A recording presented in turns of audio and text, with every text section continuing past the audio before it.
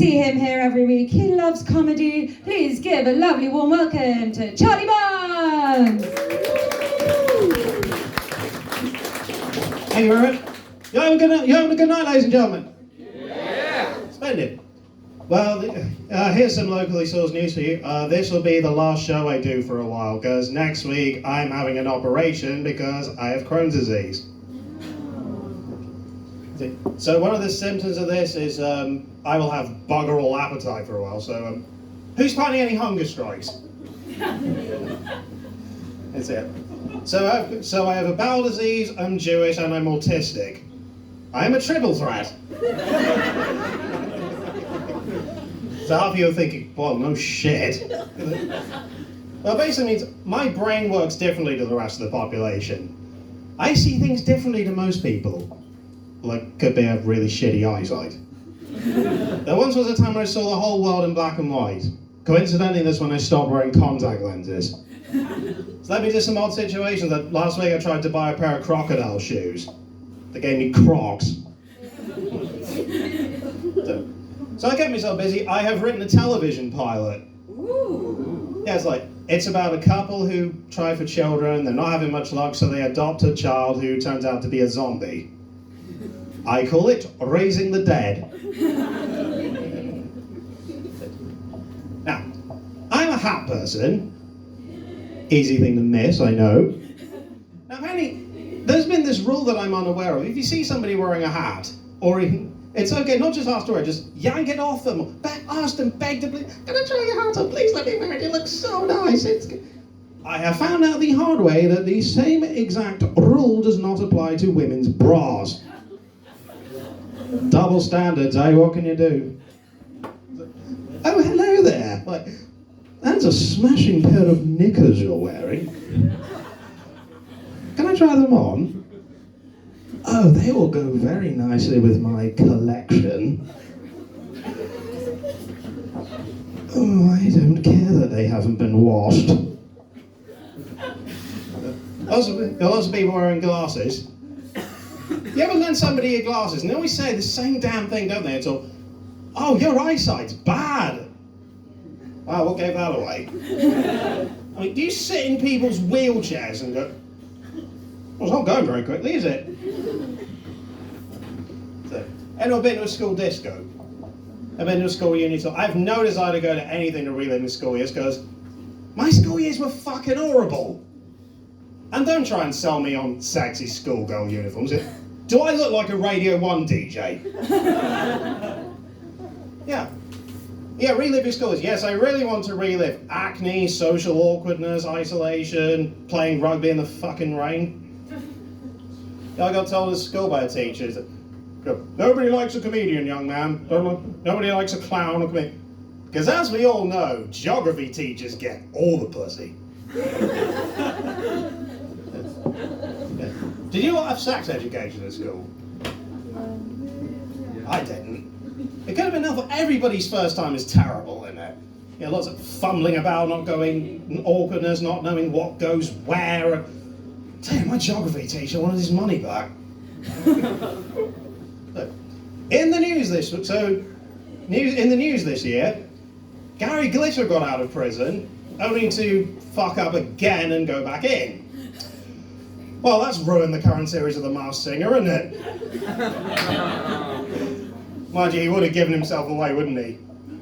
Thank heaven for little girls.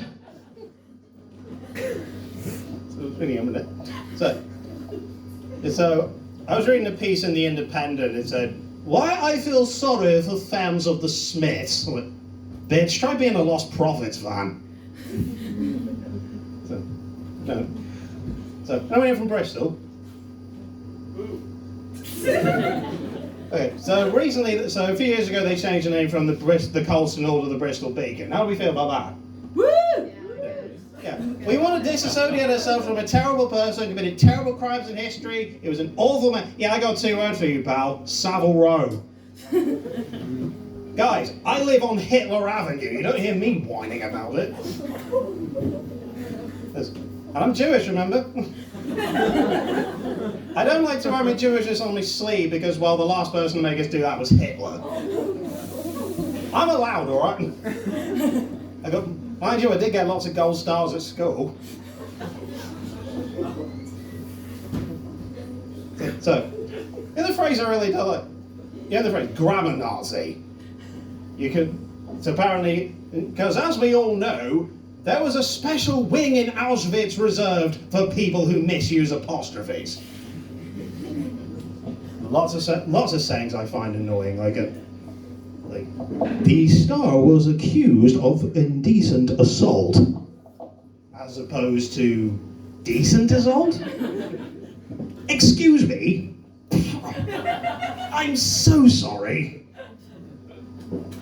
Yeah, having a conversation with somebody, they always, well, needless to say, and then they resume talking. Well, if it's needless to say, why are you fucking saying it then? What do I feel about that? Well, needless to say.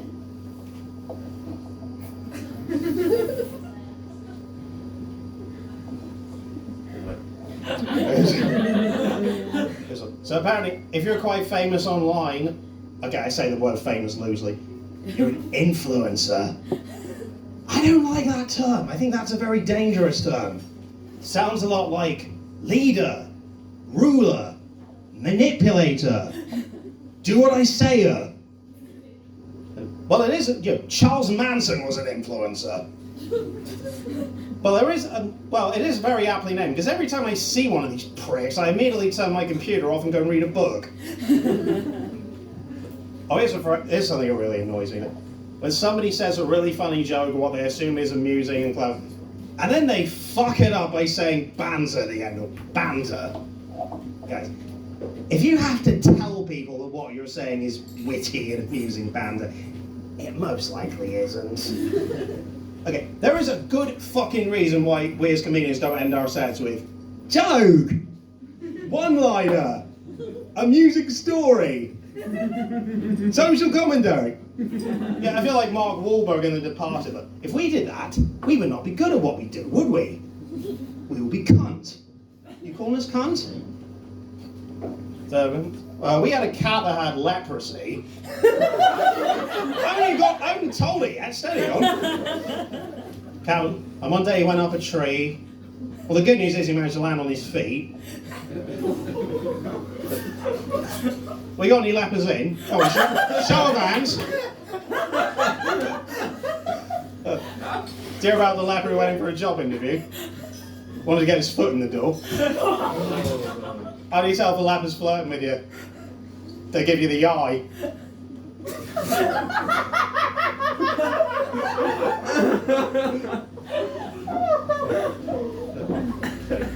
Here's a sentence you'll never hear anybody say, especially not in a comedy club, right? I'm a virgin and I'm offended.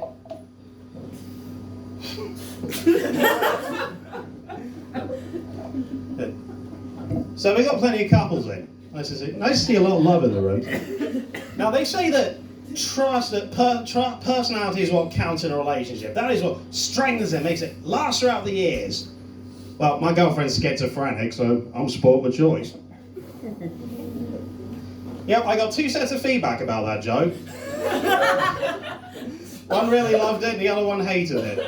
And they're from the same person. So we had a disagreement recently. We had a disagreement on the definition of gaslighting. I managed to convince her to change her mind. So one time, I got her a finger trap for her birthday. Funny thing, that's what she's got written on her knickers. So I'll tell you the weirdest I've done a couple of weird nights. I once did a night way back back when we were all out together, I did a night where everyone was wearing face masks, and it was nice to see so many happy, smiling faces.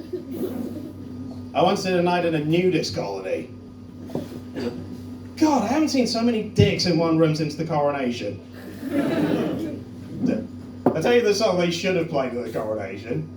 Oh, I just can't wait to be king. Anyways, also on the bill was a naked ventriloquist. Rubbish. Could see her lips move. There, one person, you do meet some nice people in this comedy game. The person I met, Suella Braverman's gynecologist. And I tell you, the first time he told me, the first time he took a look up there, he shouted out, "Fuck me, there is just no end to this cunt." Yeah, I used to tell that joke about Priti Patel, funnily enough. That sounds lazy, but no, well, they've pretty much interchangeable copy, so what can you do? Actually, Priti Patel, that sounds like a rejected Bond girl name, doesn't it? Hi, I'm Priti. But of course you are. Priti Patel. I must be dreaming. There's also a fella called Newt Gingrich. I'm like, where the fuck does he work? Hogwarts. Sorry. Alright, so sadly that the same sound that my comedy nights seem to end the same way as my romantic engagements. Gotta go, like, 10 minutes are almost up. So I'll leave you with some advice I was given. People who live in glass houses should change estate agents. Thank you.